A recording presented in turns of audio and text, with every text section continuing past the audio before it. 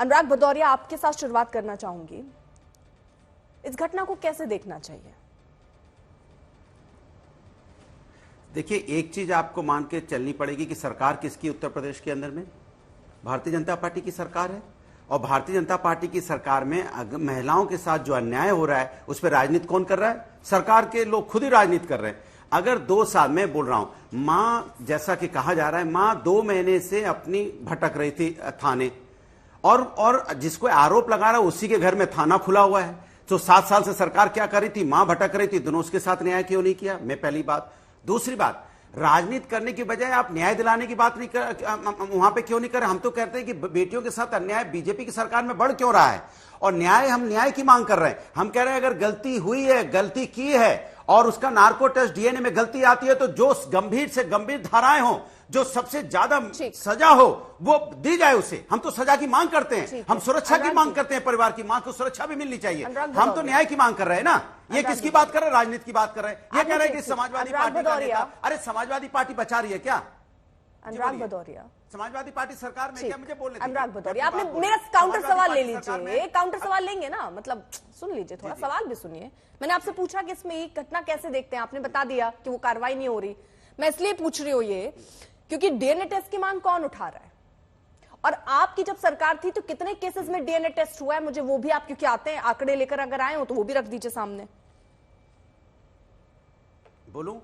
अच्छा, इसके मतलब हमारी जब सरकार थी तो भारतीय जनता पार्टी कभी न्याय की मांग की नहीं होगी इन्होंने, क्योंकि इन्हीं के तो जहां पे न्याय की मांग उठाना वो अलग मुद्दा है, डीएनए टेस्ट की मांग उठा देना ये अलग मुद्दा है सर। कोर्ट संज्ञान ले ये अलग मुद्दा है। ये 2 अलग मुद्दों को मत जोड़िए। आप न्याय की बात उठाते हैं, आप ये कहते हैं जो भी इसके लिए जिम्मेदार है उस पर कार्रवाई हो।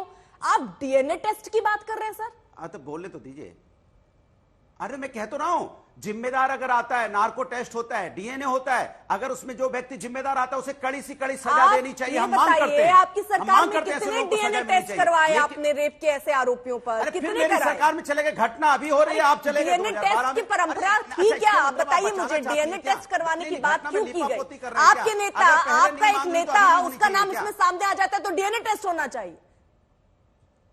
अरे तो मैं कह रहा हूं ना, अरे तो मैं क्या गलत कह रहा हूं? मैं बचा रहा हूं क्या? सरकार तो भारतीय जनता पार्टी की, हम बचा तो नहीं रहे ना? क्या हम बचा सकते हैं? क्या हम सरकार में हैं? हमें आशंका क्यों होती है? सुन तो लीजिए। आशंका इसलिए होती है जिससे लखनऊ की घटना हुई, 25 लड़के, और विधानसभा में नाम किसका लिया जा रहा है?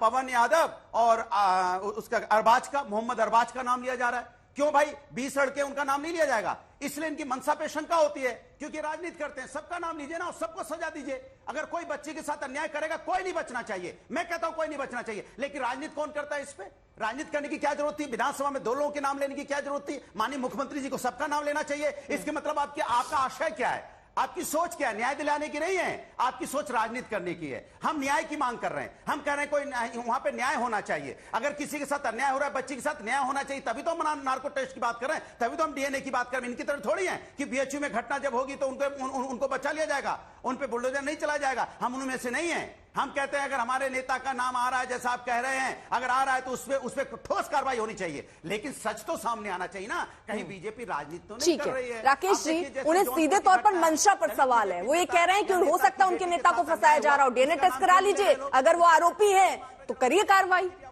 ठीक है अनुराग जी। हाँ, 3 लोगों ने एक बच्ची के साथ अन्याय किया है, अगवा करके। अनुराग जी, जो आप मशीन ऑन कर लिए थे ना, थोड़ा बंद भी करना, ब्रेक भी होता है सर उसमें।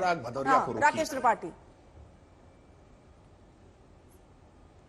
देखिए, अनुराग भदौरिया से जब आपने सवाल पूछा और अनुराग भदौरिया ने जवाब की शुरुआत में ही कहा कि गलती अगर हुई है, गलती अगर की है, ये गलती नहीं है अनुराग भदौरिया, ये जघन्य अपराध है।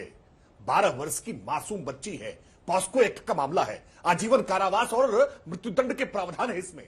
उसको आप गलती जब बता रहे ना, यही आपकी पार्टी का मानसिकता है, ये आपकी पार्टी का डीएनए है, जिसमें मुलायम सिंह यादव जी कहा करते थे ना कि लड़के हैं, लड़कों से गलतियां हो जाती हैं। आप इसको अभी भी गलती ठहराने का काम कर रहे हैं। और अखिलेश यादव तो बहुत टेक सेवी है, तुरंत हर घटना पर वो पोस्ट करते हैं, रिपोस्ट करते हैं, तुरंत ट्वीट करते हैं, बहुत टेक सेवी है, सोशल मीडिया पर बहुत एक्टिव रहते हैं। 3 दिन तक इस घटना पर चुप्पी साधे रखते हैं और 3 दिन के बाद घटना पर 12:58 पर वो पहला ट्वीट करते हैं और ट्वीट पे लिख करके उस पर डीएनए की जांच की मांग करते हैं। लगता है कि ट्वीट गलत हो गया है तो 8 मिनट के बाद अपना ट्वीट एडिट करते हैं और फिर एक नए ट्वीट के साथ में उसको जौनपुर की घटना के साथ जोड़ते हैं। फिर उनको कोई बताता है कि जौनपुर में तो रेप की घटना हुई नहीं है, ये तो गलती हो गई है, तो उसके बाद वो अपनी फिर गलती सुधारते हैं और तीसरा ट्वीट करते हैं। समाजवादी पार्टी का यही भ्रम है। समाजवादी पार्टी तय नहीं कर पा रही है कि हम इस मुद्दे पर स्टैंड क्या ले।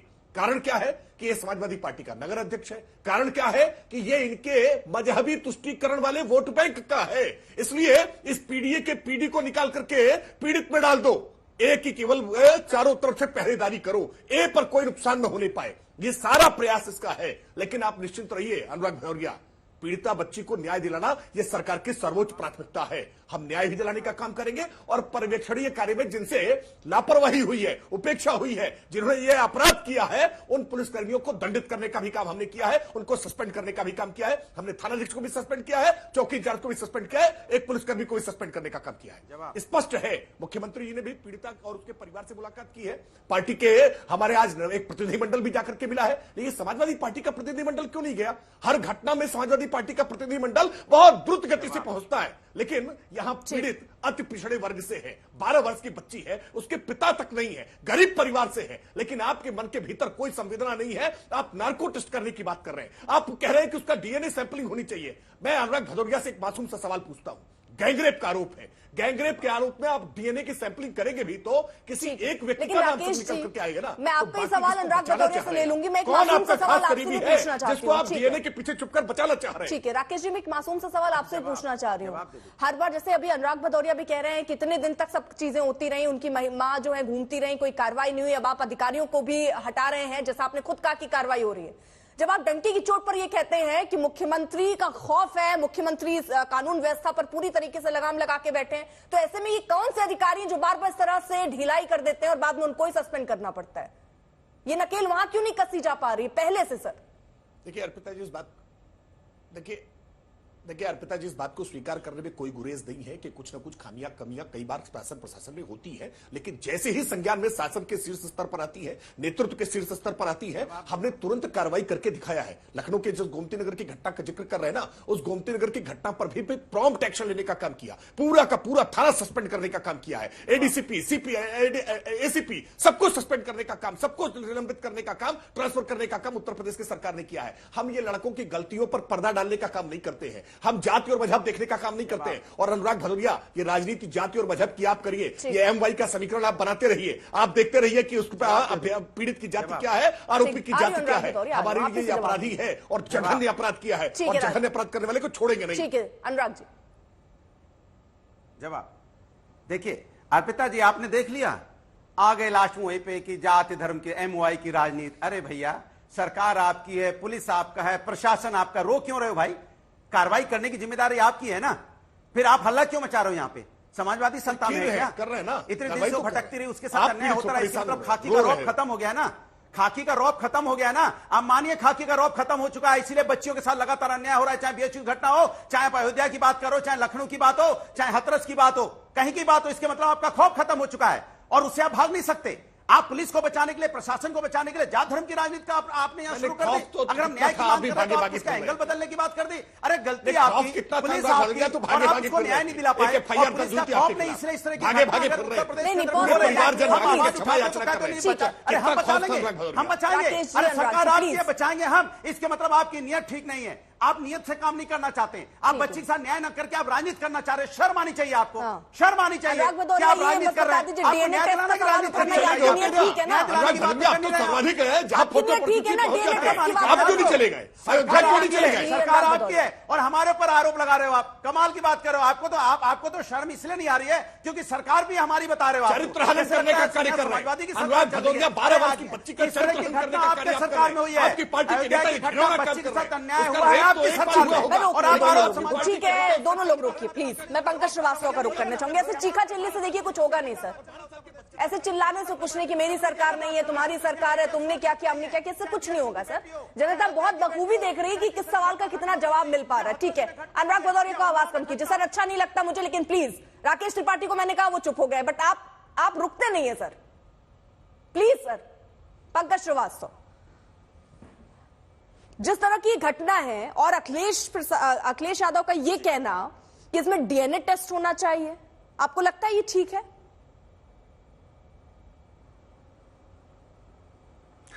देखिए अर्पिता जी, पहली बात तो ये जितनी निंदनीय घटना है और दिल दहलाने वाली घटना है, इसकी जितनी निंदा की जाए कम है। इसमें दोषियों को फास्ट ट्रैक कोर्ट के जरिए जितनी से कड़ी सजा दी जानी चाहिए, उसके लिए सरकार को पूरी कोशिश करनी चाहिए। और हमें अफसोस है कि 2 महीने बाद सरकार जगी है। तीसरी बात यह है कि जब आप कोर्ट में जाएंगे तो वो हमारी आपकी बहस से नहीं तय होगा। अभी भारतीय न्याय संहिता जो नई बनी है उसमें बहुत सारे ऐसे चीजों की बात की गई है जिसमें वैज्ञानिक पर्यवेक्षण, तमाम वीडियोग्राफी, ये तरह तरह की बातें हैं। मैं उसमें नहीं जाना चाहता, मैं उसका विशेषज्ञ नहीं हूं। अदालत जो भी कहती हो, पुलिस के प्रोटोकॉल में ऐसे मामलों में जो भी होता हो, हमारी मांग है कि जल्द से जल्द, जितनी जल्दी हो सके इस पे कार्रवाई हो। लेकिन सबसे बड़ी बात यह है कि आखिर ऐसा क्या है कि पूरा हमारा उत्तर प्रदेश, 7 साल हो गए योगी जी के शासन के, और लगातार इस बात का गुण गाया जाता है कि साहब कानून व्यवस्था बहुत अच्छी। क्या आप जानते हैं कि एनसीआरबी की जो रिपोर्ट है महिलाओं के खिलाफ अपराध में, हत्या में, रेप के बाद हत्या में, गैंग रेप में उत्तर प्रदेश नंबर 1 है। क्या आप जानते हैं कि उत्तर प्रदेश में दहेज के नाम पर 6 महिलाओं की हत्या रोज हो रही है? पूरे देश में आंकड़ा 20 का है, उसमें भी यूपी अव्वल है। रोज 6 महिलाएं मार दी जाती है सिर्फ दहेज के लिए। आप एक घटना में आप बहुत उत्तेजित हो रहे हैं, बहुत अच्छी बात है। लेकिन कठुआ में बलात्कार के आरोपियों के खिलाफ जुलूस तो भारतीय जनता पार्टी ने समर्थन में जुलूस तो निकाला था ना। बिल्किस बानो के बलात्कारियों को सजा मिल गई, उनको छोड़ दिया गया, उनका माला पहना के स्वागत किया गया।